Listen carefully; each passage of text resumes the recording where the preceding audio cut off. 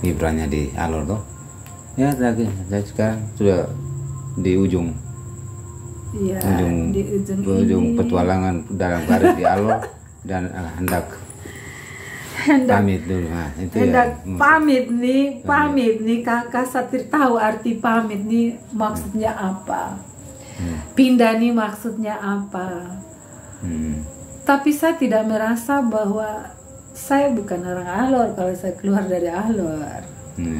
Saya anggap ini liburan, hanya liburnya panjang sekali.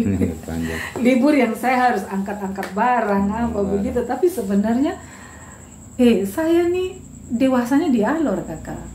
Artinya di Sumba kan saya cuma sekolah, saya masih anak-anak. Di Kupang saya cuma kuliah. Tapi begitu saya jadi guru, mulai belajar bertanggung jawab. Kita baru nikah 1 minggu datang di Alor, jadi orang tua. Saya mempunyai 2 anak, terus punya begitu banyak siswa, menjadi pemimpin, menjadi apa, itu kan belajarnya di Alor. Jadi saya belajar hidup, belajar dewasa itu di Alor. Sampai sekarang belajar hadapi tantangan, segala macam tantangan hidup. Belajar harus bisa bagaimana bermanfaat, bernilai. Belajar juga ketika kita buat salah, kita harus bisa berubah, harus bisa memperbaiki diri, itu berat. Dan itu ada di Alor semua Kakak. Hidup saya hitam putih, hidupnya saya baik buruknya saya itu ada di Alor. Jatuh bangun tuh ada di Alor.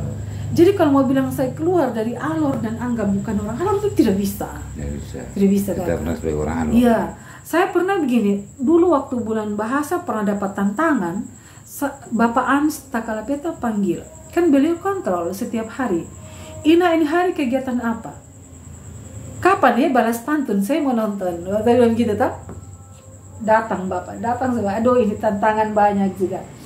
Bapak itu panggil sudah. Bapak itu minta saya jujur, ceritakan tantangan apa yang didapat.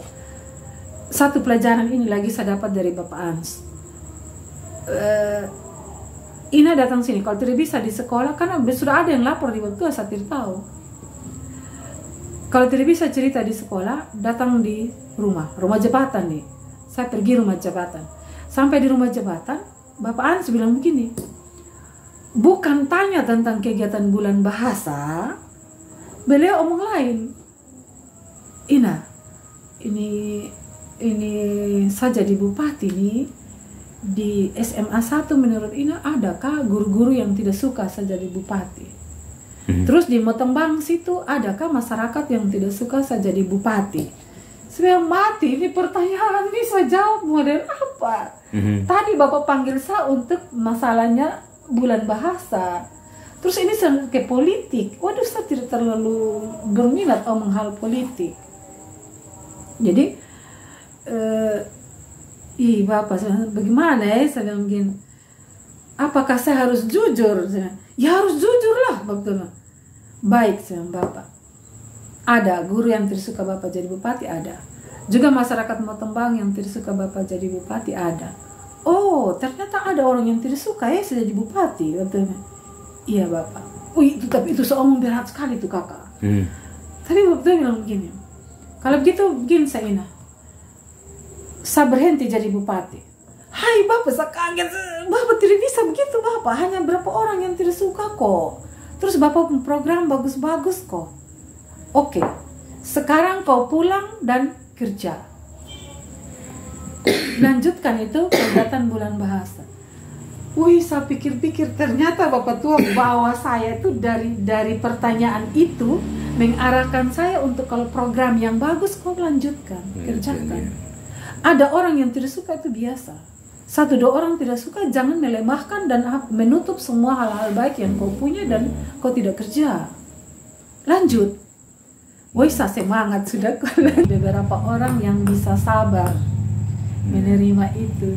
Dan itu Kakak Linus, kita tidak dapat teori-teori itu di sekolah. Tapi itu kehidupan adalah sekolah.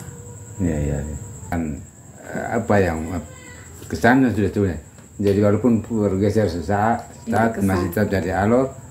Jadi mungkin supaya murid mantan murid, alurnya harus bagaimana sih? Ya, Kata-kata Ibu. kalau pesan yang saya ambil yang umum-umum saja, saya mau bilang begini.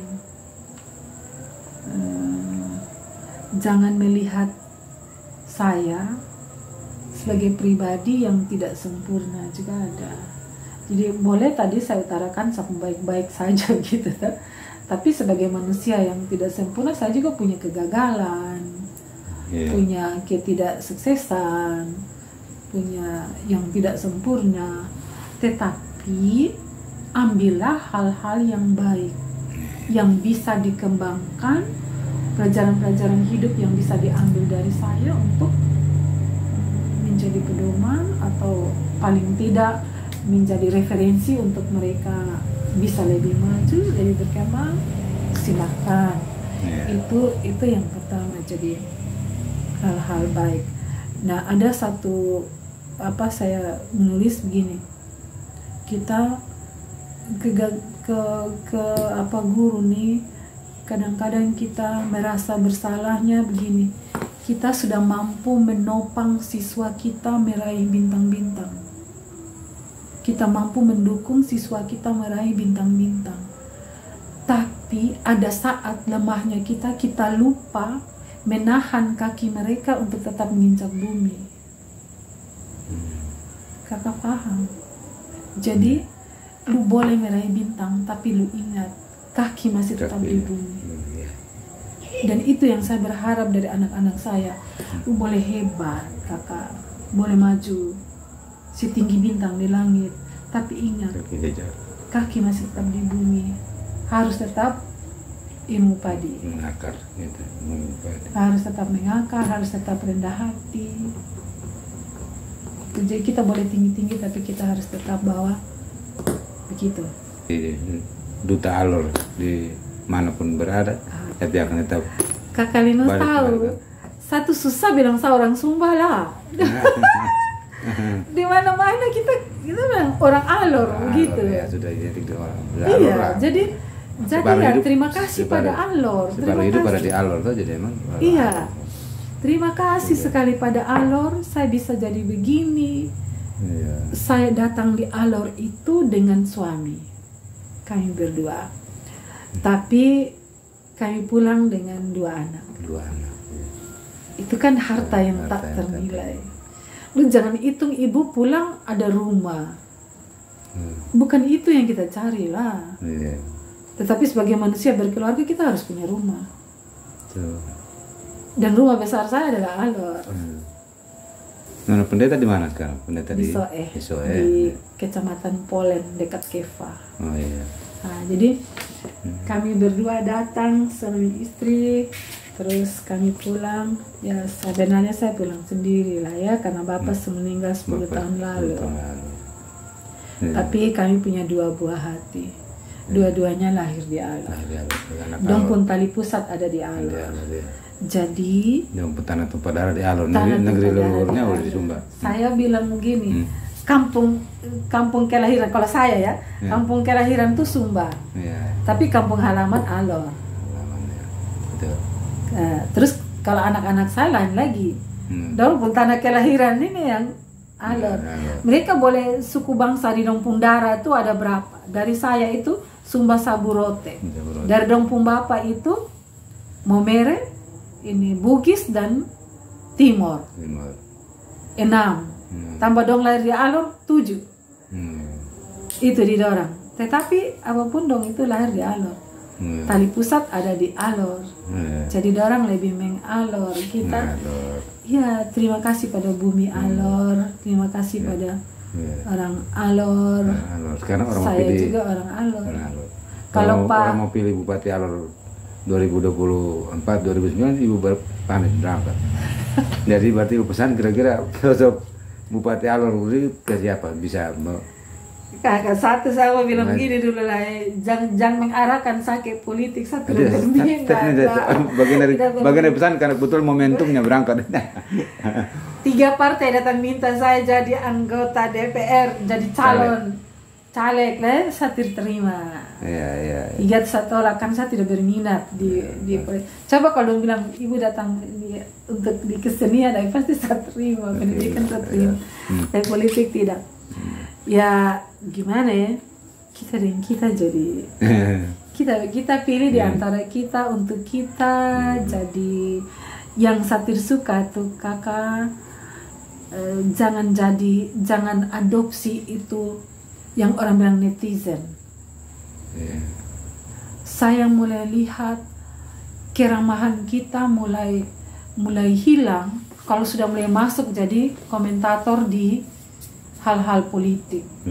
Apalagi di medsos, jangan lagi membuat hal-hal yang akhirnya masuk ke ranah hukum lagi, fitnah, black campaign, saling fitnah. Gampang sekali menghina. Contoh menghina presiden, lu bikin apa presiden su bikin? Ini anak sekolah belum tamat juga menghina presiden tuh gimana? Apalagi kepala daerah dong. Iya, sama sekarang kalau kita yang kenapa ya kita orang Alor nih kakak? Saya nih tinggal di beberapa kabupaten di Alor, di NTT ini semua saya sepigi. Tapi bahasa paling lemah lembut itu di Alor kakak. Paling sopan santun tuh Alor. Kalau Sumba kalau dia belum maki belum. Iya. Flores Timur saya tidak tahu ya kakak industrinya bagaimana. Tapi kalau Alor itu tidak ada. Saya bahkan hilang saya punya kebiasaan panggil om tante, panggil nama. Dari Sumba tuh hilang di Alor. Karena apa? Kita di Alor hanya bapak, mama, kakak, adik. Semua itu dekat sekali dengan kita hati, kita punya darah gitu. Tidak orang-orang kita tidak bilang, jarang saya panggil om tante di Alor atau panggil nama orang langsung tuh tidak. Kakak dulu, kakak ya kita kebiasaan di Alor kakak. Walaupun saya kayak mau merah kalau saya panggil kakak di anak-anak dong marah. Tapi itulah sopan santunnya kita, betapa kita kekerabatan tuh menghargai sekali itu. Tapi kalau sudah di medsos tentang pemilihan pemimpin daerah, wah hilang itu. Banyak saya lihat ini ada yang punya pendidikan bagus juga, punya kedudukan bagus juga, orang dewasa, tapi menulis di media sosial itu kakak, itulah. Apa ya, mudah sekali memecah belah, mudah sekali menghina. Nah kalau kita dukung orang, kita ajukan dia pun kelebihan, bukan mengajukan kelemahan orang lain. Contoh saya dengan kakak jadi caleg ya, omong kakak pun lebih apa, omong saya pun lebih apa, terus mana yang lebih bagus dari lebih ini, mana yang lebih bagus. Bukan kakak cari kosa kelemahan lalu kakak mulai hina, maki, ancur di situ. Bagaimana calon pemimpin kita maki ancur dia coba? Sebentar kalau dia terpilih kita semaki-maki dia nih. Ya itu ada perlu dihindari deh mungkin. Iya, jadi kadang-kadang saya pikir, saya mesti kasih ceramah bahasa dari segi kebahasaannya. Tapi memang bahasa, mari kita dukung yang menurut kita kan punya hak masing-masing, dan kita juga kita tahu orang masing-masing siapa yang menurut kita lebih kita dukung, kasih tahu dia kelebihan apa, kita jual dia pun kelebihan, dia kemampuan. Puncak bukit, saya juga bilang di anak-anak, untuk ke puncak bukit jangan pakai helikopter. Kenapa kakak? Kalau pakai helikopter engkau tidak pernah merasakan lereng bukit. Bagaimana Onak dan Duri, kau tidak pernah rasa. Hanya tiba-tiba dari helikopter turun langsung ada di puncak bukit itu kau terkuat. Tapi ketika kau mulai dari lereng, dari kaki gunung, terus putar-putar ikut, kau kalahkan begitu banyak, ada ular, ada harimau, ada Onak dan Duri di situ, terus kau bisa sampai ke puncak itu, Pak. Itu baru hebat. Jadi kalau itu kita filosofi, itu prinsip, itu filosofi dari ibu. Saya kalau saya menantang anak-anak begitu, dan itu yang tadi saya bilang, saya paling tidak suka dengan kata tidak bisa. Saya paling tidak suka dengan orang kuat-kuat mengeluh. Coba dulu kita berusaha dulu. Lalu saya juga tidak terlalu suka dengan kita memang tidak mencipta hal baru, tetapi jangan copy paste. Tapi kita harus bisa membuat sesuatu yang beda. Jadi dan yang ibu sampaikan tadi ke anak-anak dan dalam catatan ibu, apakah ada anak-anak bisa mencerna itu dan mereka akhirnya berpengaruh ke mereka punya karya, dan ada yang akhirnya sukses sekarang, seperti mungkinnya ke Bukit Pendagang tapi melalui itu. Saya tidak tahu ya apakah mereka tidak bercerita pada saya. Mereka tidak bercerita. Tetapi kalau saya mengamati, banyak yang memulai dari bawah. Banyak anak-anak yang juga saya lihat yang di sekolah tuh secara ekonomi sangat lemah, secara prestasi tidak terlalu menonjol, tetapi karena ada kemauan, jadi tidak menjamin juga orang juara 1, orang yang apa tuh untuk ini tidak. Kecerdasan tuh penting. Jadi jangan hanya teori, tetapi karakter, keterampilan, itu juga kemampuan berkomunikasi kakak itu luar biasa. Dan anak-anak kalau ya punya kemampuan itu, makanya bagus, makanya. Iya, banyak anak-anak yang berhasil begitu banyak. Kita untuk menjadi seorang pemimpin, kita tidak hanya bisa mengandalkan ini teori kita dulu di SMA, di kampus saya juara 1, tidak bisa begitu. Tapi kita punya karakter, kita punya integritas, kita punya banyak hal lah ya, kita sifat, kita punya, kalau dari segi bahasa saya mau bilang kita punya kemampuan berkomunikasi atau kemampuan menyalurkan pikiran-pikiran kita. Kadang ada orang pintar tapi karena dia tidak mampu menyampaikan, terpendam saja ya. Saya bisa mentransfer, untuk mentransfer tidak bisa transfer ilmu, hilang kan.